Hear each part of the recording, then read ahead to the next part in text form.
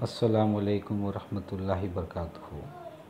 प्यारे बच्चों, इसके पहले आपको ग्रुप में सनत तज़ाद की PDF सेंड की गई है।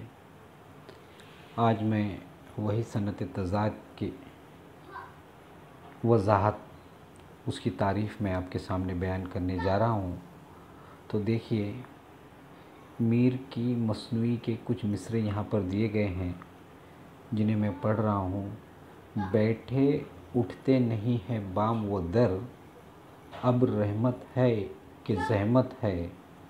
तर है जो खुश्क और तरों में है, जज़र व मद जिसका ताफलक जा है। इनमें उठते बैठते रहमत ज़हमत, तर खुश्क जज़र मद ऐसे अल्फाज हैं जो एक दूसरे की ज़िद है। जब शायर शेर में ऐसे मुतज़ाद अल्फाज इस्तेमाल करें या करते हैं तो इसे सनत तज़ाद कहते हैं। आसान लफ्ज़ों में अगर हम इसको समझना चाहें तो ऐसे अल्फाज जो एक दूसरे की ज़िद हो, जैसे गोरा काला, ठंडा गरम, नरम सख्त, ये सारे अल्फाज जो है एक दूसरे की ज़िद हैं।